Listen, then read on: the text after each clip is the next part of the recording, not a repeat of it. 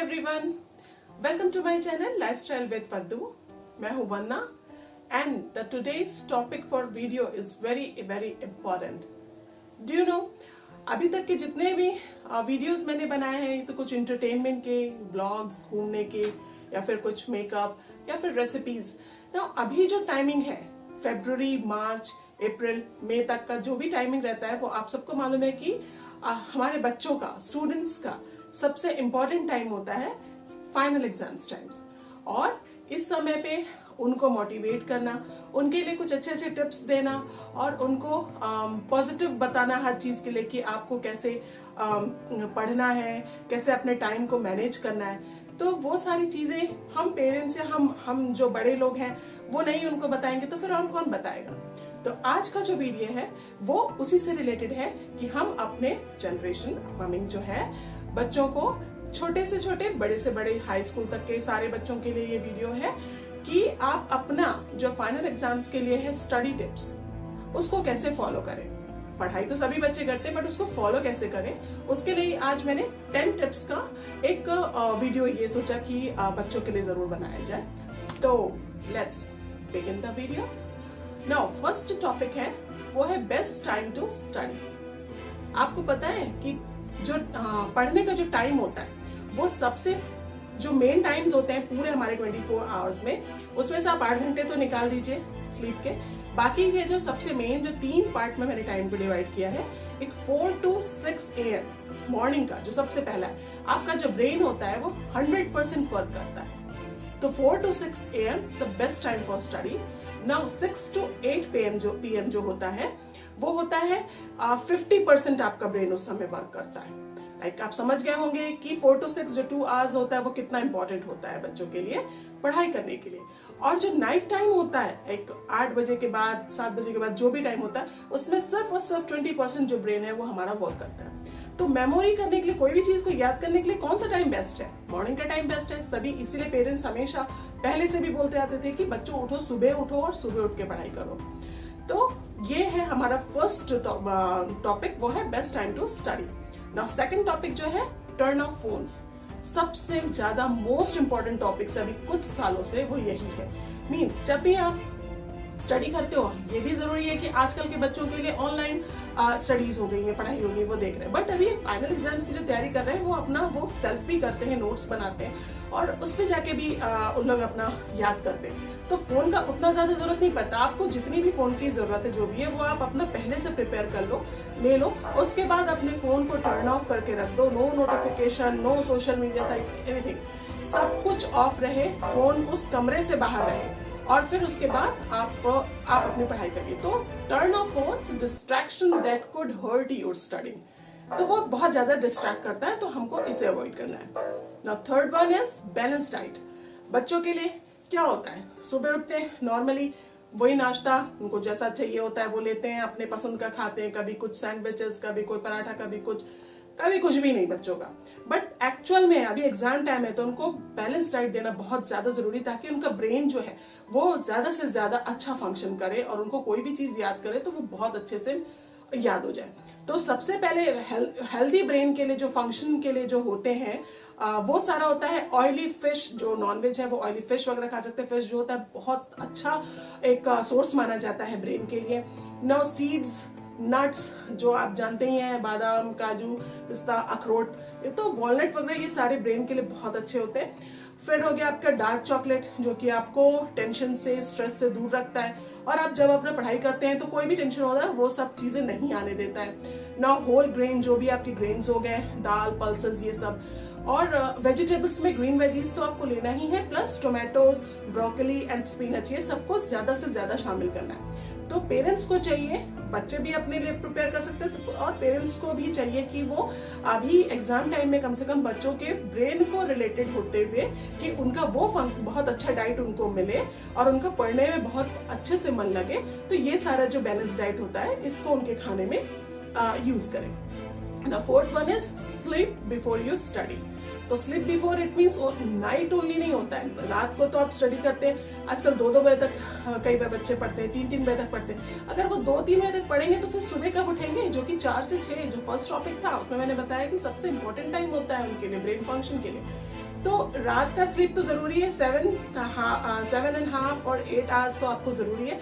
बीच में जो दिन का समय होता है, जो आप 12 से 1, 1:30, 2 बजे जब आप लंच ले लेते हैं, और लंच भी बहुत अच्छा हेल्दी सा लंच लें, आप उसमें सारी चीजें शामिल करें, सैलड्स एक्सेट्रा, और उसके बाद एक नैप टाइम जरूर लें, चाहे वो 20 मिनट्स का हो, चाहे 50 मिनट्स का हो, क्योंकि एक नैप टाइम जो दिन का समय बच्चे 3 से 4 के बीच में कभी भी जो सोते हैं, पढ़ने के बाद, खाना खाने के बाद थोड़ा देर के लिए नैप टाइम जरूर लें, ताकि जब आप उठें तो फ्रेश माइंड से उठें, और उस फ्रेश माइंड से फिर से आप शाम का जो है थोड़ा बहुत स्नैक्स लेके उसके बाद अपनी पढ़ाई फिर से शुरू करें।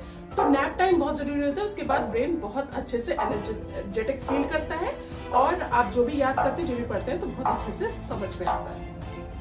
नाउ 5th है audio visual techniques.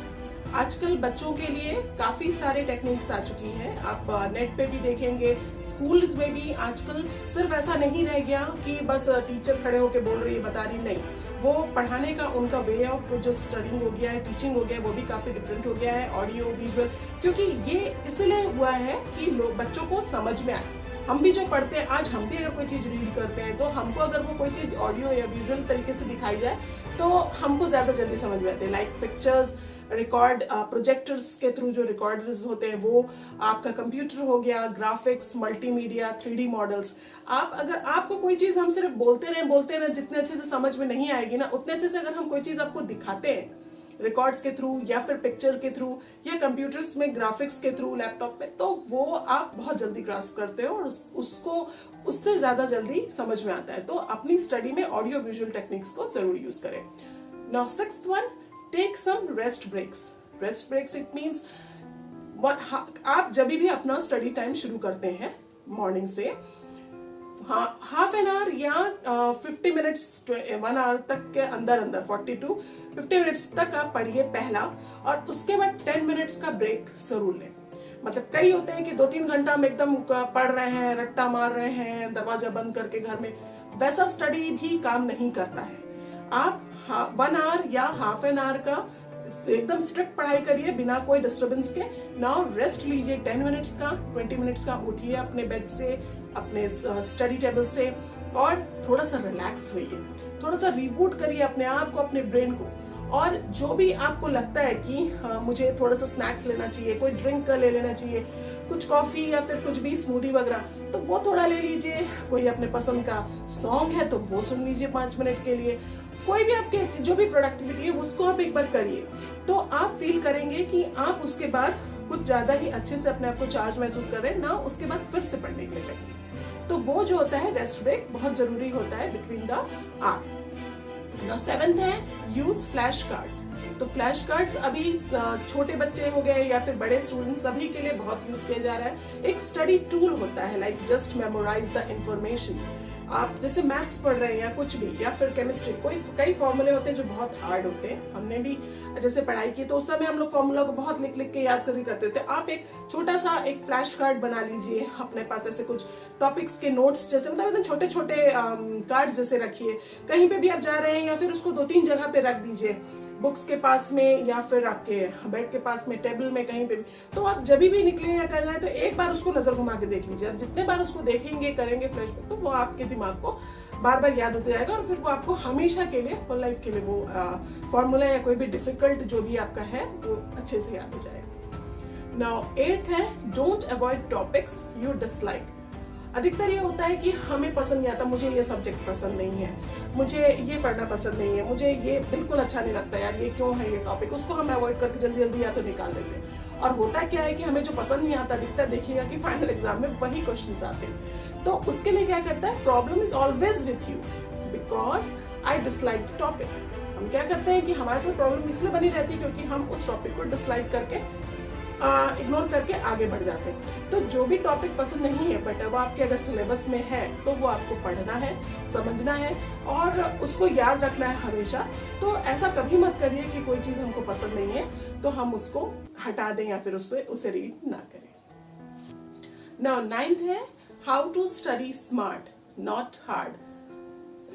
In this time, अभी के समय पे क्या हो रहा है कि हम हार्ड वर्क करते हैं, बोलते ही हैं कि हार्ड वर्क करो हार्ड वर्क करो, बिल्कुल करो, जरूरी है, बट उसके साथ ज्यादा इंपॉर्टेंट है कि स्मार्ट वर्क करो।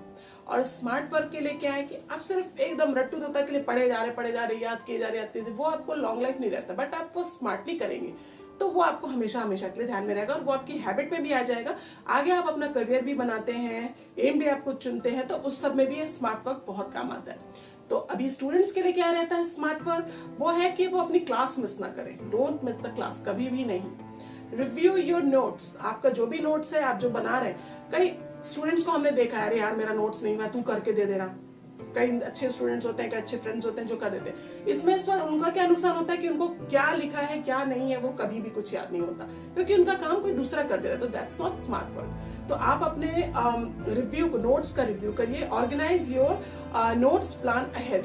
तो आपके जो भी नोट्स है उसको अच्छे से ऑर्गेनाइज करके रखिए। आपने लिखा, क्योंकि आप कोई भी चीज को लिखते हैं तो हमेशा याद रखिए कोई ना कोई मेमोरी में आपके ब्रेन में वो जरूर कहीं ना कहीं नोट रहता है।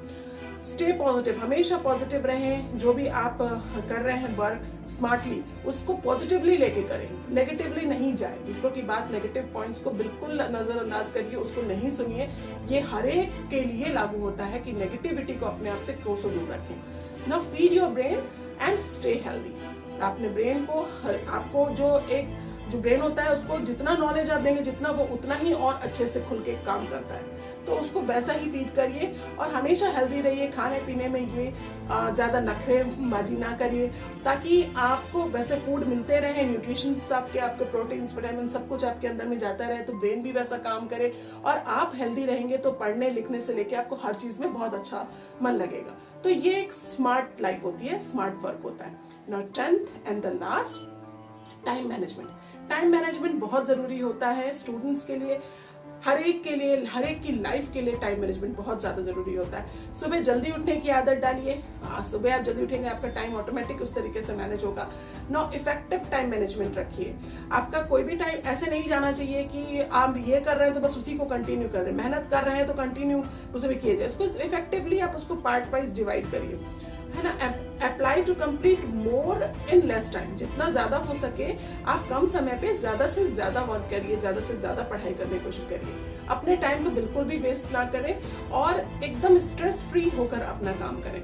आपको अगर सुबह से 18 घंटे या 16 घंटे दिए गए हैं पढ़ने के लिए, तो आप कैसे, एक स्टूडेंट कैसे उसको कर सकता है। मॉर्निंग का जो मैंने आपको बताया, एक सिंपल सा मैं आपको रिकैप दे रही हूँ कि सुबह का जो 4 से 6 होता है, 4 से 7 होता है, जितना लगता है आपको, आप उतना पढ़ाई में नहीं डालिए। फिर उसके 2 घंटा अपने नाश्ते का, अपने फ्रेश होने का, अपने हर चीज का थोड़ा सा टाइम रखिए। थोड़ा सा एक्सरसाइज करिए, बॉडी को चार्ज करिए, थोड़ा सा स्ट्रेचिंग करिए, लेग स्ट्रेच करिए, सब चीजें आप करिए मॉर्निंग में। उसके बाद 10 बजे से 10:30 या 10 बजे से 9:30 बजे से आप फिर से पढ़ने बैठिए।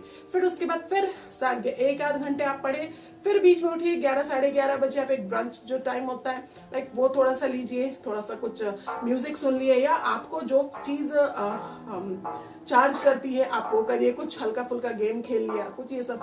उसके बाद फिर 1 घंटा पढ़ के फिर आप अपना लंच टाइम करिए। लंच के बाद थोड़ा देर से रिलैक्स होके फिर नैप लीजिए। नैप लेने के बाद फिर शाम को उठिए, शाम को फिर 1 घंटा स्टडी करके स्नैक्स वगैरह लीजिए, चाय लीजिए, कॉफी लीजिए ना। शाम का समय जो है 6-7 बजे के बाद फिर पढ़ने बैठ जाइए।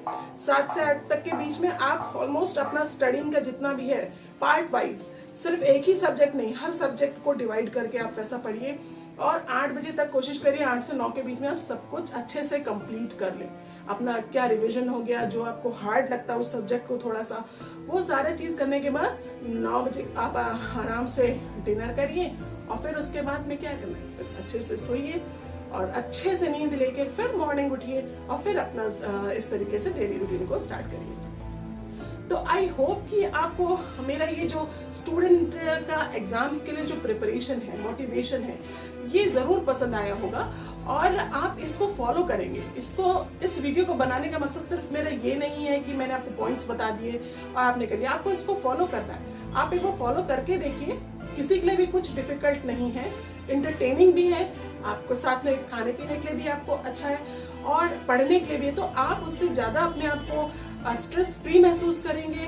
अगर हार्ड सब्जेक्ट है और उतना ज्यादा इस ईयर तो पढ़ाई हुई नहीं है जैसे आप जान रहे हैं, तो आपको घर में ही इसको मैनेजमेंट टाइम को मैनेज करके पढ़ना है और घर में ही अच्छे से प्रिपरेशन करके अपने फाइनल एग्जाम्स को, आने वाले जो भी एग्जाम्स हैं उसके लिए तैयारी करनी है और बहुत अच्छे नंबर से, बहुत अच्छे मार्क्स से पास होना है आप सबको।